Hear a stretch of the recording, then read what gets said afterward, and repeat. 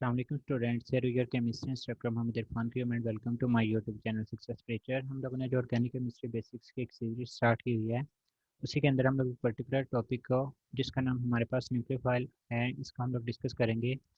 इसके अंदर पर्टिकुलरली हम लोग देखेंगे कि हमारे पास न्यूक्लियोफाइल होता क्या है, न्यूक्लियोफाइल की टाइप्स कौन कौन सी होती हैं, मतलब कौन कौन से ऐसे मॉलिक्यूल्स होते हैं जो कि न्यूक्लियोफाइल के तौर पे एक्ट कर सकते हैं। न्यूक्लियोफिलिक की स्ट्रेंथ, मतलब आपको चार ऑप्शंस गिवन हो, आप लोग कैसे डिटरमाइन कर सकते हैं कि हमारे पास स्ट्रॉन्गर न्यूक्लियोफाइल है या फिर वीकर न्यूक्लियोफाइल है। और सबसे लास्ट पे difference between basicity and nucleophilicity जो है वो हमारे पास क्या होता है। ये वीडियो थोड़ी सी लंबी होने वाली है, लेकिन वीडियो को लास्ट तक सुनिएगा। आप लोगों की हर तरह की कन्फ्यूजन रिगार्डिंग न्यूक्लियोफाइल जो है वो एट द एंड इंशाल्लाह सॉल्व क्रिस्टल क्लियर जो है वो होने वाली है। So let's start with what is nucleophile. तो हम लोग न्यूक्लियोफाइल को देखते हैं। सबसे पहले ये हमारे पास न्यूक्लियोफाइल की रिप्रेजेंटेशन होती है। न्यूक्लियोफाइल के ऊपर लोन पेयर भी मौजूद हो सकते हैं, एज वेल एज न्यूक्लियोफाइल जो है वो हमारे पास नेगेटिवली चार्ज भी जो है वो हमें देखने को मिल सकता है। तो डेफिनेशन क्या है हमारे पास न्यूक्लियोफाइल की, कहते हैं द इलेक्ट्रॉन रिच। सबसे पहली चीज़ क्या आती है कि हमारे पास जो न्यूक्लियोफाइल होगा ये हमारे पास इलेक्ट्रॉन रिच होता है। फिर कहते हैं मॉलिक्यूल्स। मॉलिक्यूल से मुराद ये है, ये हमारे पास एक न्यूट्रल स्पीशी भी हो सकती है और आयंस, ये हमारे पास साइंस की फॉर्म के अंदर भी हो सकते हैं, मतलब इसके ऊपर नेगेटिव चार्ज है वो हमारे पास मौजूद हो सकता है, पॉजिटिवली चार्ज न्यूक्लियोफाइल नहीं हुआ करते। Which has the tendency to donate pair of electrons. चूंकि ये इलेक्ट्रॉन रिच स्पीशी है, इसलिए ये अपने पेयर ऑफ इलेक्ट्रॉन्स को डोनेट करना चाहती है टू द अदर स्पीशीज। किन स्पीशीज को डोनेट करेगा? जो कि इलेक्ट्रोफाइल्स होंगे, इलेक्ट्रॉन लविंग होंगे, जिन्हें इलेक्ट्रॉन्स की ज़रूरत होगी to make a new covalent bond. और एज अ रिजल्ट हमारे पास क्या बनता है? हमारे पास एक नया कोवलेंट बॉन्ड बन रहा होता है। तो उस इलेक्ट्रॉन रिच मॉलिक्यूल या फिर आयन को हम लोग क्या बोल रहे होते हैं, वो हमारे पास न्यूक्लियोफाइल जो है वो कहला रहा होता है। Simply nucleo mean nucleus. Nucleus के ऊपर जनरली पॉजिटिव चार्ज होता है। और फाइल मीन लविंग, लवर होता है। लवर जी, हाँ हाँ, वही वही वही वाला लवर, न्यूक्लियोफाइल मतलब न्यूक्लियस लविंग, जिसके ऊपर पॉजिटिव चार्ज हो उसका वो लवर होगा, तो हम लोग उसको न्यूक्लियोफाइल मीन। इसके ऊपर खुद के ऊपर नेगेटिव चार्ज होगा और ये हमारे पास जो होगा वो न्यूक्लियस लविंग होगा, पॉजिटिव चार्ज की इसको चाहत होगी, मतलब ये अपने इलेक्ट्रॉन किसी ना किसी दूसरी चीज़ को देना चाहते हैं। Sir nucleophile means nucleus loving, जो कि हमारे पास पॉजिटिव चार्ज का लवर हो। पॉजिटिव चार्ज का लवर होने से मुराद ये होता है कि अपने इलेक्ट्रॉन्स उसे देना चाहता हो। It has excess of electron. जो न्यूक्लियोफाइल होता है इसके पास एक्सेस ऑफ इलेक्ट्रॉन्स होते हैं, इसी वजह से इनको इलेक्ट्रॉन स्पीशीज का नाम दिया जाता है और इसी वजह से ये अपने इलेक्ट्रॉन डोनेट करना चाहते होते हैं। जो न्यूक्लियोफाइल की नेचर होती है ये हमारे पास न्यूट्रल भी हो सकते हैं। न्यूट्रल कब होंगे? जब हमारे पास लोन पेयर हमारे पास मौजूद होंगे और वही लोन पेयर जो है वो डोनेट किए जाएंगे, तो हम लोग बोलेंगे स्पेसिफिक होगा, ये हमारे पास न्यूक्लियोफाइल होगा। और मे बी नेगेटिवली चार्ज भी हमारे पास नेगेटिवली चार्ज भी हो सकते हैं एनाइंस। हम लोग इनकी एग्जांपल्स को भी आगे गो थ्रू करते हैं इनकी टाइप्स के अंदर। नेक्स्ट कहता है कि it attacks on the electron deficient centre in substrate. हमारे पास जो सबस्ट्रेट होता है, for example in case of alkyl halide, हमारे पास कार्बन जो कि पार्शली पॉजिटिव चार्ज होता है, जो कि इलेक्ट्रोफाइल के तौर पर एक्ट करता है। अब ऐसा नहीं हो सकता कि न्यूक्लियोफाइल उठे और जाके अल्काइल हैलाइड में से हैलोजन के ऊपर जो है वो अटैक करना शुरू कर दे। Alkyl halide is a substrate और अल्काइल हैलाइड में हैलोजन जो है वो नेगेटिवली चार्ज होता है, वो इटसेल्फ एक न्यूक्लियोफाइल है। इसने कहाँ पर जाकर अटैक करना है? जो कि हमारे पास इलेक्ट्रोफाइल होगा। तो अटैक की पोजीशन को भी देखना होता है कि हमारे पास ये किस जगह पे जाकर अटैक करेगा। तो ये हमारे पास अल्काइल हैलाइड में पार्शली पॉजिटिव कार्बन जो कि इलेक्ट्रोफाइल होगा उसके तौर पे उसके ऊपर जाके जो है वो अटैक कर रहा होता है। तो it attacks on the electron deficient centre in the substrate, जो कि सबस्ट्रेट को हम लोग रिएक्टेंट का नाम भी दे रहे होते हैं। अब हम लोग देखते हैं कि हमारे पास न्यूक्लियोफाइल की टाइप्स क्या क्या होती हैं, मतलब जो न्यूक्लियोफाइल है वो हमारे पास किस किस तरह के जो है वो हमें देखने को मिल सकते हैं।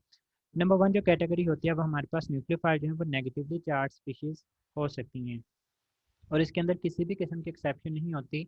मतलब तमाम की तमाम जो नेगेटिवली चार्ज स्पीशीज हैं वो हमारे पास न्यूक्लियोफाइल के तौर पर एक्ट कर सकती हैं। फॉर एग्जांपल क्लोराइड आ गया, bromide, CH3 negative, hydroxyl ion NH2, O2 negative. ये हमारे पास क्या है? ये हमारे पास जो भी नेगेटिवली चार्ज स्पीशीज होंगी वो हमारे पास न्यूक्लियोफाइल्स के तौर पे एक्ट कर रही होती हैं। नंबर टू कैटेगरी आ जाती है हमारे पास न्यूट्रल न्यूक्लियोफाइल। और न्यूट्रल न्यूक्लियोफाइल कौन से होते हैं? लोन पेयर कंटेनिंग न्यूक्लियोफाइल, मतलब ऐसे न्यूक्लियोफाइल जिनके ऊपर कोई ना कोई लोन पेयर जो है वो हमारे पास मौजूद होता है। लाइक यहाँ पे देखें कि वाटर के केस में हमारे पास ऑक्सीजन के ऊपर जो है वो दो लोन पेयर्स मौजूद हैं। अमोनिया के केस में नाइट्रोजन के ऊपर एक लोन पेयर मौजूद है। अल्कोहल के केस में ऑक्सीजन के ऊपर जो है वो दो लोन पेयर्स मौजूद हैं। इसी तरह से अमाइन के केस में हमारे पास नाइट्रोजन के ऊपर जो है वो दो लोन पेयर मौजूद हैं। फोस्फीन, ये हमारे पास हमारी बुक के अंदर कंपाउंड गिवन है, ये सारे के सारे कंपाउंड ऑलमोस्ट हमारी बुक के अंदर गिवन है मॉलिक्यूल्स, तो इन्हीं को मैंने यहाँ पे डिस्कस किया। हमारे पास फोस्फीन जब हमारे पास ये बेसिकली गिवन है कोऑर्डिनेट कोवलेंट बॉन्ड के टॉपिक के अंदर कि हमारे पास 8 पॉजिटिव के सारे ऐड करके फिर 4 पॉजिटिव जो है वो बना रहा होता है। तो हमारे पास यहाँ पे फॉस्फोरस के ऊपर जो है वो एक लोन पेयर मौजूद है। इसी तरह से PCl3 में फॉस्फोरस के ऊपर जो है वो एक लोन पेयर मौजूद है। तो वो तमाम के तमाम न्यूट्रल मॉलिक्यूल जिनके ऊपर लोन पेयर मौजूद होंगे वो भी हमारे पास क्या होते हैं, वो न्यूक्लियोफाइल के तौर पर एक्ट कर सकते हैं। तो ये हमारे पास 2 टाइप्स होगी। उसके बाद हम लोग थर्ड टाइप की तरफ मूव करते हैं। कहते हैं कि तमाम के तमाम ऑर्गेनोमेटेलिक कंपाउंड्स, ऑर्गेनोमेटेलिक कंपाउंड से हमारा क्या होता है कि ऐसे कंपाउंड जिनमें मेटल जो हैं वो डायरेक्टली बॉन्डेड होंगे विद द कार्बन एटम, उनको हम लोग ऑर्गेनोमेटेलिक कंपाउंड्स का नाम देते हैं। हमारी बुक के अंदर जो एग्जांपल है वो हमारे पास ग्रिग्नार्ड रिएजेंट है, RMgX इसको बोला जाता है। लाइक यहाँ पे हमारे पास अगर हम लोग R की जगह पे C2H5 एक इथाइल ग्रुप अटैच कर देते हैं तो यहाँ पे हमारे पास Mg जो है इसके ऊपर पार्सली पॉजिटिव चार्ज आ जाएगा और C2H5 ये जो R होगा ये हमारे पास पार्सली नेगेटिव चार्ज है इसके ऊपर आ रहा होता है। और जिस भी स्पीशी के ऊपर हमारे पास पार्शली नेगेटिव या फिर नेगेटिव चार्ज देखने को मिलता है वो हमारे पास न्यूक्लियोफाइल के तौर पे एक्ट कर रहा होता है। अब क्योंकि Mg एक मेटल है और मेटल क्या होती है, ये अपने इलेक्ट्रॉन्स को डोनेट करने की सलाहियत रख रही होती है, इस वजह से इसके जो इलेक्ट्रॉन्स है वो हमारे पास C2H5 की तरफ शिफ्ट होंगे और C2H के 5 के ऊपर जो है वो नेगेटिव चार्ज आएगा और Mg के ऊपर जो है हमें पार्शल पॉजिटिव चार्ज है वो देखने को मिल रहा होता है। अब यहाँ पे क्वेश्चन ये उठता है कि हमारे पास C2H5 जिसके ऊपर पार्शली नेगेटिव चार्ज है ये तो हमारे पास एक न्यूक्लियोफाइल है, but is MgBr an electrophile? क्योंकि इसके ऊपर पॉजिटिव चार्ज है। हम लोग इलेक्ट्रोफाइल को यही डिफाइन करते हैं ना कि हमारे पास इलेक्ट्रोफाइल या तो न्यूट्रल होते हैं या फिर वो पॉजिटिवली चार्ज होते हैं। तो याद रखें कि हमारे पास तमाम की तमाम जो पॉजिटिवली चार्ज स्पीशीज़ होती हैं वो हमारे पास इलेक्ट्रोफाइल के तौर पे एक्ट नहीं कर सकती। इलेक्ट्रोफाइल की वीडियो मैंने डाली हुई है, उसको भी आप लोग जाके देखिएगा। तो वहाँ पे मैंने पॉइंट क्लियर किया हुआ कि हमारे पास ऐसी कौन सी एग्जांपल्स हैं जिनके ऊपर पॉजिटिव चार्ज होता है लेकिन वो इलेक्ट्रोफाइल के तौर पे एक्ट नहीं कर रही होती। यहाँ पर भी MgBr के ऊपर पार्शली पॉजिटिव चार्ज तो है लेकिन ये इलेक्ट्रोफाइल के तौर पे एक्ट नहीं कर सकता। अब उसकी रीज़न क्या है? सो रिमेंबर द रूल कि हमारे पास जो अल्कली मेटल्स होती हैं ग्रुप 1A की मेटल्स और जो अल्कलीन अर्थ मेटल्स होती हैं ग्रुप 2A की मेटल्स, ये हमारे पास वर्स्ट या फिर बैड इलेक्ट्रोफाइल्स होते हैं। इनके ऊपर पॉजिटिव चार्ज तो होता है, लाइक NaCl के अंदर Na के ऊपर क्या चार्ज है, हमारे पास पॉजिटिव चार्ज है। बट Na सोडियम 11 इसके पास इलेक्ट्रॉन होते हैं, पहले शेल में एक इलेक्ट्रॉन होता है, ये अपना एक इलेक्ट्रॉन को लूज करके Na पॉजिटिव बनाता है। अब ये जो Na पॉजिटिव है, Na पॉजिटिव ने जो इलेक्ट्रॉनिक कन्फिग्रेशन अटेन की हुई है, इसने नियॉन की इलेक्ट्रॉनिक कन्फिग्रेशन अटेन की है। वो हमारे पास एक स्टेबल स्पीशी है। वो तो चाहते नहीं भाई मेरे पास और इलेक्ट्रॉन है, उसने इलेक्ट्रॉन लेके करने ही क्या है। हर चीज़ की कोशिश होती है कि वो अपने आप को स्टेबल करे। इंसान की कोशिश होती है उसके पास पैसा है, दौलत है, माल है, इज्जत है, उससे वो अपने आप को स्टेबल करने की कोशिश करे। जो हमारे पास एलिमेंट्स होते हैं उनकी ये कोशिश होती है कि वो सिंपली नोबल गैस की इलेक्ट्रॉनिक कन्फिग्रेशन हासिल करें और वो स्टेबल हो जाएं। तो यहाँ पे हमारे पास जो अल्कली मेटल्स और अल्कलीन अर्थ मेटल्स होते हैं ये अपने इलेक्ट्रॉन्स को लूज करने के बाद क्या करती हैं, ये नोबल गैसेस के इलेक्ट्रॉनिक कन्फिग्रेशन को अटेन करते हैं। और उस वक्त जो इनके ऊपर पॉजिटिव चार्ज आता है तो हम लोग उसको ये नहीं कह सकते कि वो हमारे पास जो है वो गुड इलेक्ट्रोफाइल के तौर पे एक्ट कर रही होती हैं, क्योंकि मेटल्स की तो टेंडेंसी ही ये होती है कि वो अपने इलेक्ट्रॉन्स को लूज़ करें। तो वो इलेक्ट्रॉन्स को लूज़ करना चाहते हैं, जबकि इलेक्ट्रोफाइल क्या होता है, इलेक्ट्रोफाइल होता है इलेक्ट्रॉन लविंग, वो इलेक्ट्रॉन को चाह रहा होता है। जबकि मेटल्स की टेंडेंसी क्या है, टू लूज द इलेक्ट्रॉन।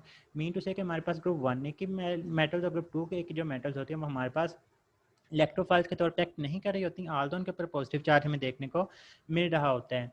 तो मैग्नीशियम है, मैग्नीशियम ने क्या, इसके बैलेंस शेल में 2 इलेक्ट्रॉन होते हैं, इसने 2 इलेक्ट्रॉन लूज किया, Mg+2 की फॉर्म के अंदर एग्जिस्ट करता है। इसका मतलब हरगिज़ ये नहीं है कि हमारे पास इलेक्ट्रोफाइल है।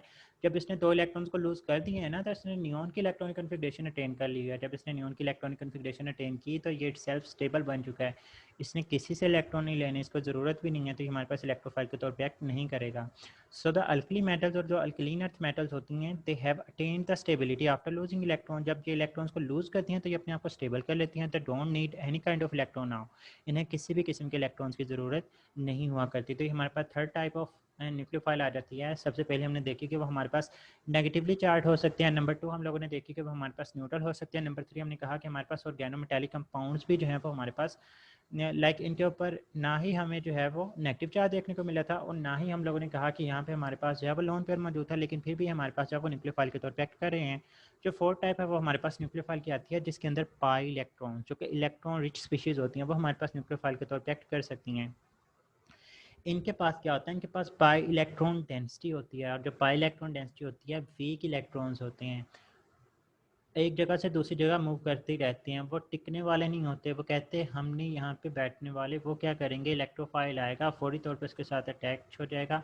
तो ये हम लोग कहेंगे कि हमारे पास न्यूक्लियोफाइल के तौर पर एक्ट कर रहा होता है। हमारे पास अल्कीन के अंदर एक लोन पेयर मौजूद, जो हमारे पास पाई बॉन्ड है, ये हमारे पास न्यूक्लियोफिलिक होगा। इसी तरह से अल्काइन के अंदर हमारे पास दो जो है वो हमारे पास पाई बॉन्ड्स मौजूद होंगे, तो ये भी हमारे पास न्यूक्लियोफाइल होगा। इसी तरह से हमारे पास जो बेंजीन होती है, बेंजीन के अंदर हमारे पास 3 जो है वो हमारे पास क्या होते हैं, पाई बॉन्ड्स मौजूद होते हैं। तो हम लोग इसको बोलते हैं कि ये भी हमारे पास क्या है, ये न्यूक्लियोफाइल है। इसके अंदर वीक तो इसके अंदर स्टेबलाइजेशन होती है, वो भी कॉन्सेप्ट आगे जाकर मैं आप लोगों के साथ क्लियर करता हूँ। लेकिन चूंकि इसके अंदर पाई बॉन्ड्स मौजूद हैं, तो हम लोग कहेंगे कि कहीं ना कहीं हमारे पास ये भी न्यूक्लियोफाइल है।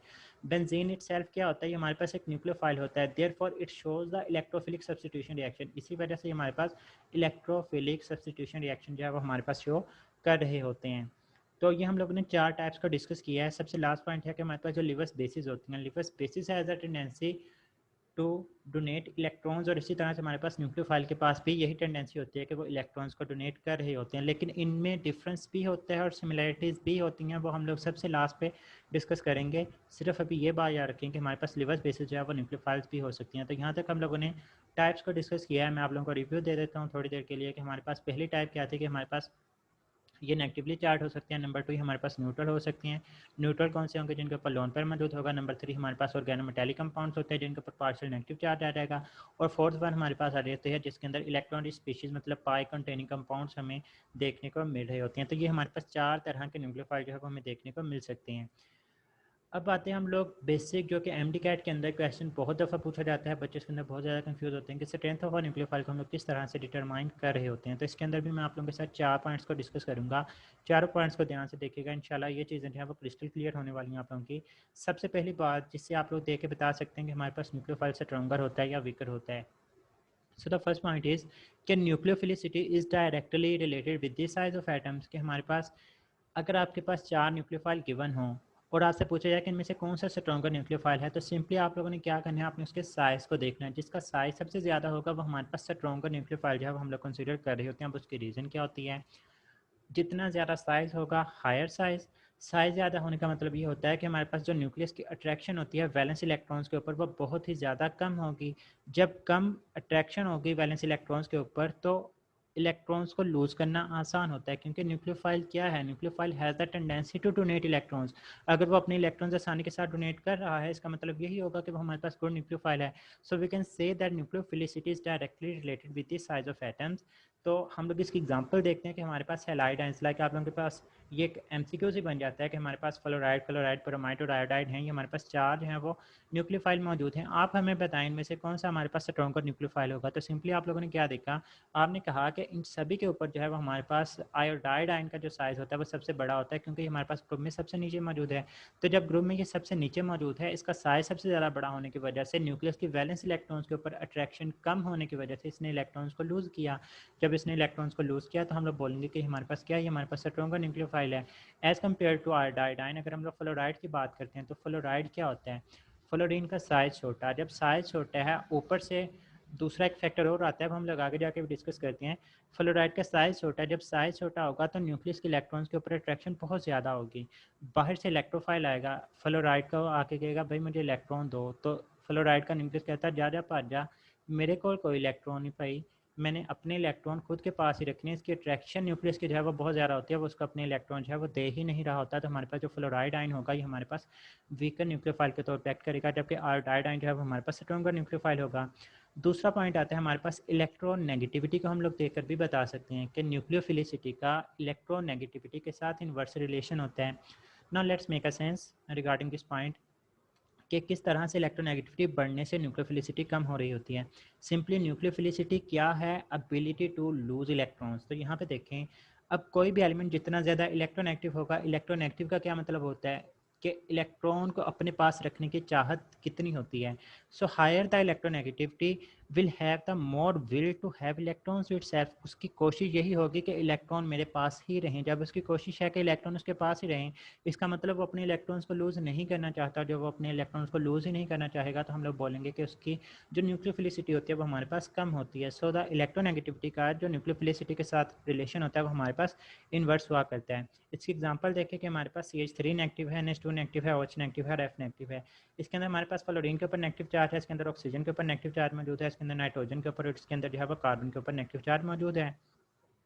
हमने कहा कि CH3 नेगेटिव की जो न्यूक्लियोफिलिसिटी है वो सबसे ज़्यादा है इन चारों। ये हमारे पास एक पीरियड के अंदर जो है वो रेंज एलिमेंट्स हैं। जब हम लोग बात करते हैं पीरियड के अंदर तो हमें पता है लेफ्ट टू राइट हमारे पास इलेक्ट्रोनेगेटिविटी की वैल्यूज इंक्रीज होती जाती हैं।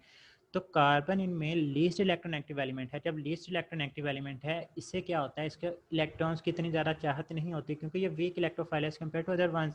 तो जब इसकी वीक इलेक्ट्रोफिलिसिटी है, मतलब इसको जो इसकी इलेक्ट्रोनेगेटिविटी है वो हमारे पास कम है, जब इसकी इलेक्ट्रोनेगेटिविटी कम होगी तो ये इलेक्ट्रॉन्स को अपने पास नहीं रखना चाहेगा। जब ये इलेक्ट्रॉन्स को अपने पास नहीं रखना चाहेगा तो हम लोग बोलेंगे कि ये अपने इलेक्ट्रॉन्स को आसानी के साथ लूज़ कर देगा। जब ये इलेक्ट्रॉन्स को आसानी के साथ लूज़ कर देगा तो हम लोग बोलेंगे कि इसकी जो इलेक्ट्रोनेगेटिविटी की वैल्यू होगी वो हमारे पास क्या होगी, वो हमारे पास कम होगी।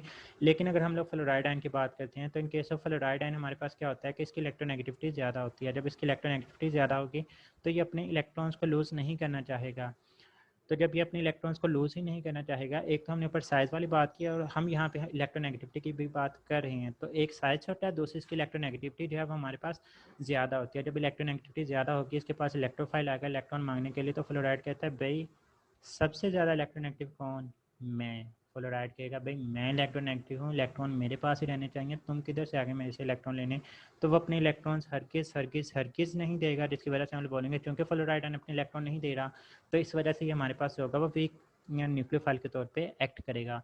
और इसके अलावा फ्लोरीन के वैलेंस शेल में 7 इलेक्ट्रॉन होते हैं, तो जब इसके ऊपर नेगेटिव चार्ज आता है तो ये हमारे पास क्या होता है, ये स्टेबल हो चुका होता है। इस वजह से भी हमारे पास जब वो वीकर न्यूक्लियोफाइल के तौर पे एक्ट कर रहा होता है। होप्स हो कि आप लोगों को ये 2 पॉइंट्स क्लियर हो चुके होंगे साइज ऑफ एटम्स और इलेक्ट्रोनेगेटिविटी के हिसाब से।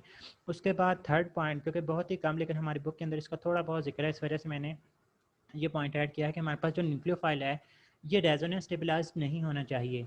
हमारी बुक के अंदर जो इसकी एग्जांपल है वो हमारे पास है बेंजीन की। पहले हम लोग कॉन्सेप्ट समझ लेते हैं कि रेजोनेंस स्टेबलाइज होने से क्या होता है।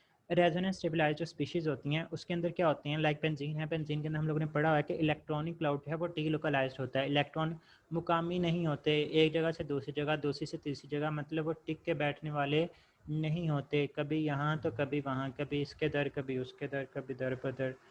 तो हमारे पास इलेक्ट्रॉन्स जो हैं वो इनसाइड द सर्कल मूव करते ही रहेंगे। जब वो इलेक्ट्रॉन मूव करते रहेंगे तो इलेक्ट्रोफाइल एक जगह पर आकर अटैक करने की कोशिश करेगा। तो पहले इलेक्ट्रॉन तो वहाँ पे मौजूद होंगे लेकिन इलेक्ट्रोफाइल उसके ऊपर अटैक करने आए, लेकिन वो क्या, इलेक्ट्रॉन जंप करके दूसरी तरफ चले जाते हैं, मतलब इलेक्ट्रोफाइल के हाथ ही नहीं आते। तो इस वजह से हमारे पास अगर रेजोनेंस स्टेबलाइज स्पीशीज़ होगी, इलेक्ट्रॉन मूव करते रहेंगे तो इलेक्ट्रोफाइल आसानी के साथ आकर अटैक नहीं कर सकेगा, उससे इलेक्ट्रॉन को रिमूव नहीं कर सकेगा। अगर इलेक्ट्रॉन रिमूव नहीं कर पाएगा तो हम लोग बोलेंगे वो हमारे पास वीक न्यूक्लियोफाइल होगा।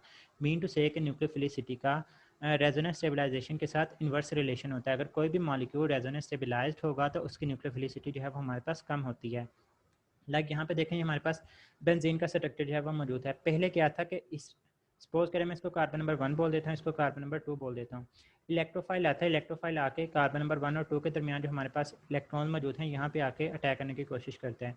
तो हमारे पास क्या होंगे, ये दोनों के दोनों इलेक्ट्रॉन जंप करके चले जाएंगे कार्बन नंबर 1 और 6 के दरमियान, कहेंगे जा रहा पार जा, तेरे हथे नहीं चढ़ना, इसका घूमी जाना इतने। तो ये कार्बन 1 और 2 के दरमियान जो हमारे पास इलेक्ट्रॉन्स होंगे ये जंप करके 1 और 6 के दरमियान चले जाएंगे। फिर इलेक्ट्रोफाइल कहता है चलो भाई हम दूसरी तरफ से आ जाते हैं, तो इलेक्ट्रोफाइल बेचारा दूसरी तरफ से आके अटैक करने की कोशिश करता है।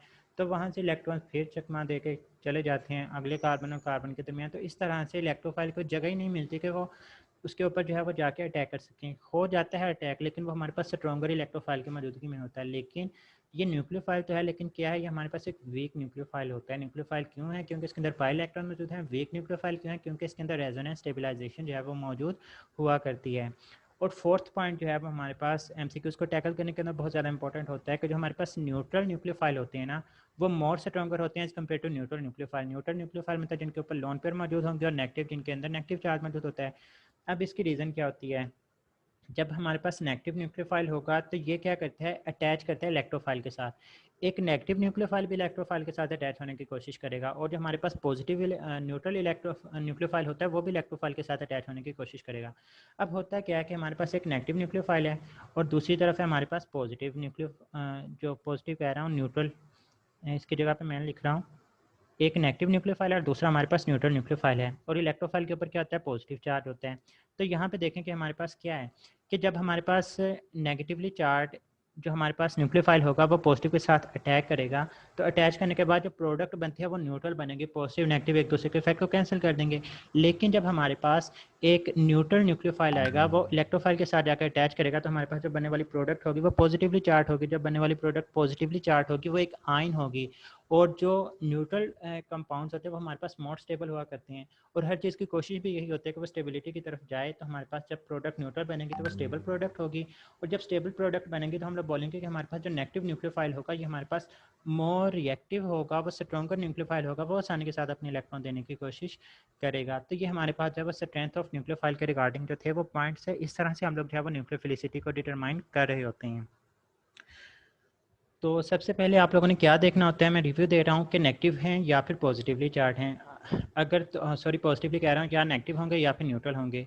अगर आपके पास दोनों तरह के ऑप्शन मौजूद हैं तो आप लोग न्यूट्रल को एक्सक्लूड कर देंगे, आप लोग जाएंगे नेगेटिव की तरफ। जब आप लोग नेगेटिव की तरफ चले जाते हैं तो नेगेटिव की तरफ जाने के बाद आप लोगों ने देखनी होती है इलेक्ट्रोनेगेटिविटी, और इलेक्ट्रोनेगेटिविटी जिसकी कम होगी वो हमारे पास मोर जो है वो स्ट्रॉन्गर जो है वो न्यूक्लियोफाइल हुआ करता है। लाइक हम लोग यहाँ पे देखते हैं कि हमारे पास OH नेगेटिव जो है वो हमारे पास एक स्ट्रॉन्गर न्यूक्लियोफाइल होगा एज कम्पेयर टू वाटर। क्यों? क्योंकि OH के ऊपर नेगेटिव चार्ज है, इसी तरह से NH2 नेगेटिव जो है वो हमारे पास मोर स्ट्रॉन्गर न्यूक्लियोफाइल होगा एज कम्पेयर टू NH3।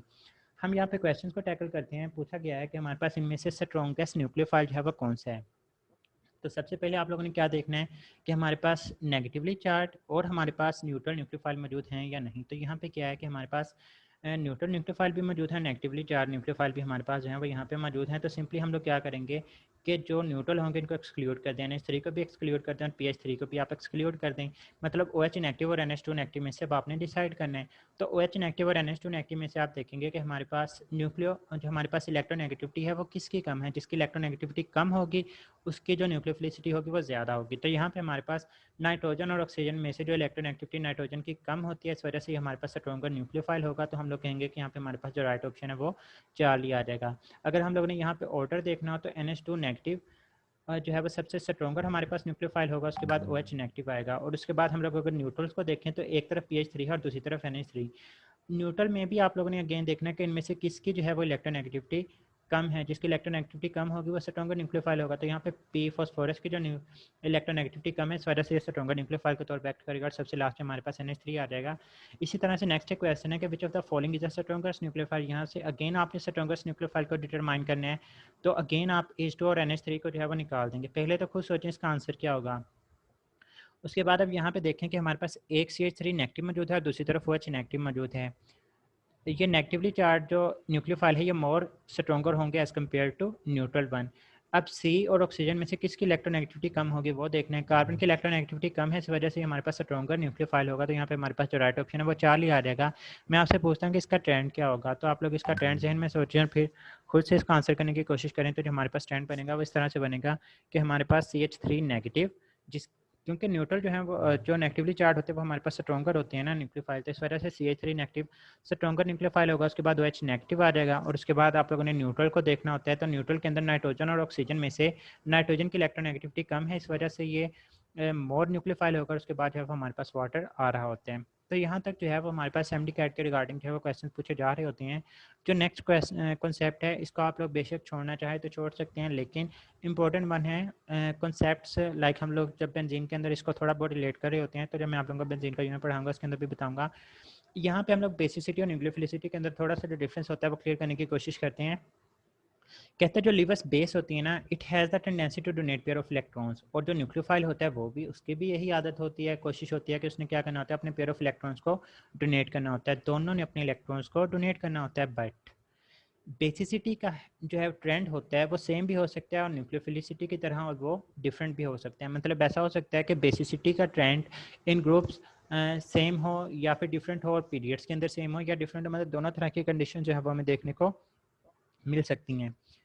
इसको हम लोग याद किस तरह से रखेंगे, बहुत सारे पॉइंट्स बताए जाते हैं, लेकिन जो सिंपल पॉइंट है वो हमारे पास ये होता है कि जो लिवस बेस होता है ना, लिवस बेस का काम क्या होता है, उसने अवेलेबिलिटी करवानी होती है, मतलब फौरी तौर पर उसने इलेक्ट्रॉन पेयर को किसी भी इलेक्ट्रोफाइल के हवाले करना होता है। लेकिन जो न्यूक्लियोफाइल होता है उसका काम सिर्फ ये होता है कि उसने लोन पेयर ऑफ इलेक्ट्रॉन्स को डोनेट करवाना है, जल्दी दे दे बाद में दे दे, इससे उसको गरज नहीं है। लेकिन लिवस बेस का क्या काम है, उसने अवेलेबिलिटी करवानी ही करवानी है। तो अब हम लोग कह सकते हैं कि Lewis base has to give availability, कि वो अवेलेबल भी करवाए as well as donation of electrons, और इलेक्ट्रॉन्स को भी डोनेट कर दे। जबकि न्यूक्लियोफाइल ने क्या करना होता है, उसने सिर्फ और सिर्फ अपने इलेक्ट्रॉन्स को जो है वो डोनेट करना होता है। तो इसका हम लोग जो है वो एक एग्जाम्पल के थ्रू सिंपल करने की कोशिश करते हैं।